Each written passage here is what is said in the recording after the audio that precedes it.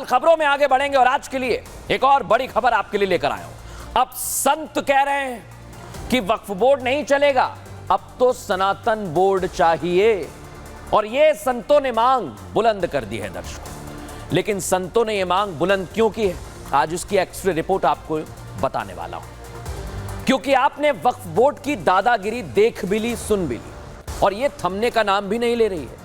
पूरे देश में ऐसा शायद ही कोई राज्य बचा होगा जहां वक्फ बोर्ड ने अपनी दावेदारी नहीं ठोकी होगी दर्शकों। दिल्ली में मंदिर, डीटीसी बस स्टैंड, डीडीए दफ्तर, सार्वजनिक सड़क तक वक्फ बोर्ड अपनी बताता है कि हमारी। यहां तक कि वक्फ बोर्ड ने संसद जहां पर बनी हुई है उस हिस्से पर भी अपना दावा ठोक दिया है, सोच लीजिए। और इसी तरह पटना में तो पूरे गांव को वक्फ ने अपना बता दिया, वहां पर भी दावा ठोक डाला। गांव वालों को 30 दिन के अंदर गांव खाली करने का नोटिस दे दिया। देखिए आप गांव वाले परेशान हो रहे हैं। लेकिन अब वक्फ बोर्ड की नजर किसानों की जमीन पर है। किसान भाई सुने, वो किसान जिनके कारण ही सबका भरण पोषण होता है, हम अनाज सब्जियां फल खा पाते हैं। वक्फ बोर्ड अब किसानों को उनकी जमीन से बेदखल करने के लिए पूरा प्लान तैयार कर चुका है। और यह दावा वक्फ ने कर्नाटक में किसानों की 1500 एकड़ जमीन पर किया है। दर्शकों सुन लीजिए, पूरी एक एक रिपोर्ट आपके लिए तैयार की है। यह हमारी खास रिपोर्ट दिखाता है।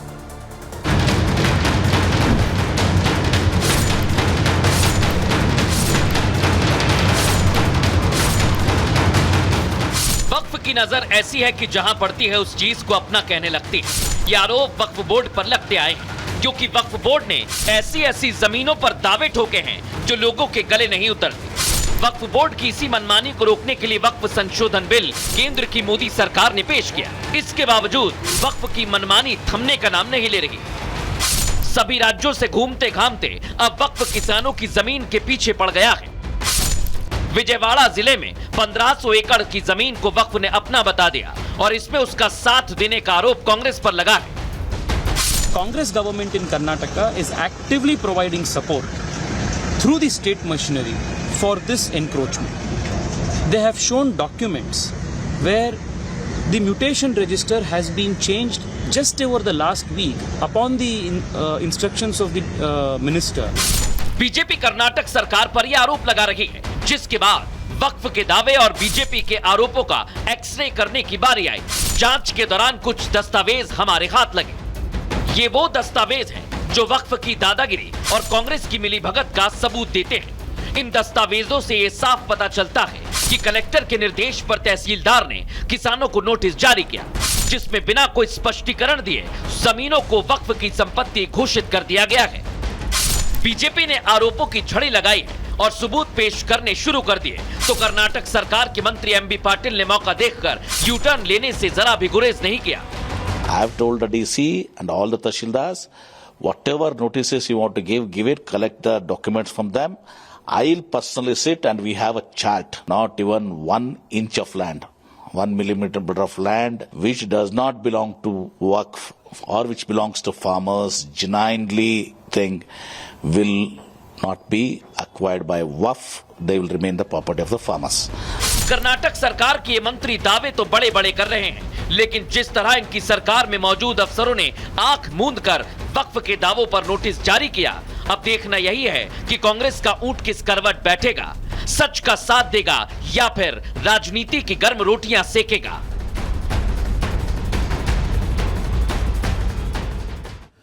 वक्फ बोर्ड ने किसानों की पुश्तैनी जमीन पर दावा ठोक दिया है, लेकिन यह सब कुछ हड़पने की चाह में वो ये भूल बैठा है कि किसान जमीन में अपनी जान लगाता है और देश के नागरिकों के लिए वहां पर अनाज उगाता है। लेकिन आपको पता है कि देश के नागरिकों का कितना नुकसान हो सकता है, आपका कितना नुकसान हो सकता है, बताता हूं आपको। किसानों से छीनी हुई जमीन पर बहुत नुकसान होगा आपका, क्योंकि कर्नाटक की धरती पर खरीफ फसल बड़ी मात्रा में उपजाई जाती है दर्शकों, जिनमें रागी है, मक्का का उत्पादन सबसे बड़ा है और मॉनसून में हरे चने, काले चने, तिल की खेती यहां पर होती है। सोचिए अगर किसान जमीन ही नहीं होगी तो कहां से खेती कर लेगा। लेकिन सोचिए दर्शकों, आप वक्फ बोर्ड को इससे कोई मतलब नहीं है। वो किसानों की जमीन पर भी कब्जा करने से हिचक नहीं रहा है। और दर्शकों, यहां बात वक्फ बोर्ड की मनमानी की नहीं है, कर्नाटक सरकार के रवैये की भी है, जो सिर्फ वोट बैंक के लिए पूरे देश का सत्यानाश करने पर तुले हुए हैं, ऐसा लगता है। क्योंकि तेजस्वी सूर्या कर्नाटक के मंत्री जमीर अहमद खान पर आरोप लगा रहे हैं। बीजेपी सीधे तौर पर कांग्रेस के ऊपर पक्षपात का आरोप लगा रही है। अब सवाल यह उठता है कि वक्फ की तरफदारी से कैसा पक्षपात है दर्शकों? क्या पक्षपात है समझिए। कांग्रेस का यह दाव उसे सीधे मुस्लिम वोट बैंक से जोड़ता है, यानी कांग्रेस का एम फैक्टर, और वो उसे साधने में लगी हुई है। इसलिए तो वक्फ बोर्ड की हां में हां मिला रहे हैं। अब इस पर सियासत भी होने लगी है। बीजेपी ने कांग्रेस को घेर लिया है। इस रिपोर्ट में दिखाता हूं।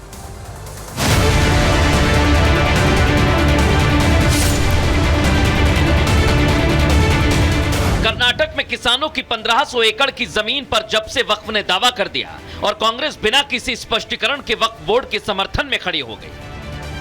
बिना किसी जांच पड़ताल के नोटिस पर नोटिस जारी हो रहे हैं और इस रवैये ने बीजेपी को कांग्रेस पर हमला करने के लिए मजबूर कर दिया। वक्फ के नाम पर पट्टा लैंड्स हो, ओन लैंड्स हो में के ऊपर भी ये वक्फ के नाम पर रिकॉर्ड डालकर लोगों को सताते बहुत सालों से। टेम्पल्स का लैंड भी वक्फ लैंड बोलते हैं, किसानों का लैंड भी वक्फ लैंड बोलते हैं, घर बन के रखते हैं, स्पोर्ट्स प्लेग्राउंड्स है, ऐसी अलग अलग जगह देश भर में लाते हैं। लोकसभा चुनाव 2024 में कर्नाटक में कांग्रेस ने 2019 से बेहतर प्रदर्शन किया। पिछली बार से 8 सीटें ज्यादा पाई थी। वोट शेयर में भी 32.11% से बढ़कर 45.43% की बढ़ोतरी देखी और इसका मुख्य कारण मुस्लिम वोट बैंक रहा। इसलिए कांग्रेस मुस्लिम वोट बैंक को छिटकने नहीं देना चाहती और उसकी यही रणनीति बीजेपी को हमला करने का मौका देती है।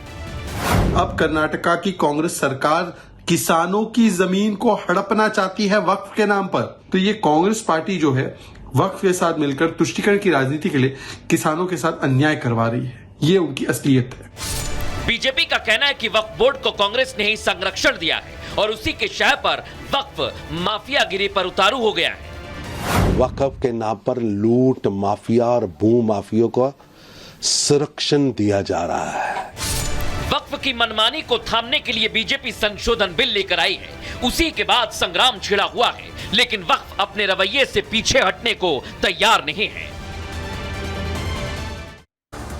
कर्नाटक में किसानों की जमीन के साथ वक्फ बोर्ड ने मुंबई के कानिफनाथ मंदिर पर भी अपना दावा ठोक दिया है। सोचिए जरा, अहमदनगर में 40 एकड़ की जमीन पर यह मंदिर बना हुआ है। देख लीजिए आप, मंदिर वक्फ का कैसे हो गया।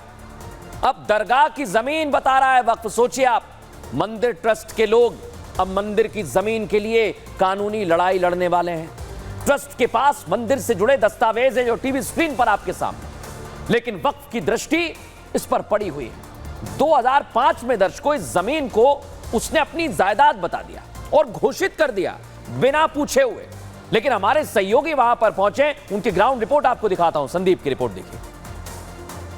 है वो जो ऊपर ये देव देवता क्या हिंदू धर्म के देवताओं की मूर्ति की जगह है, वो तोड़ दिया और मूर्ति निकाल दी उन्होंने। और जो दिया है नीचे दिया, वो दिया जल रहा है।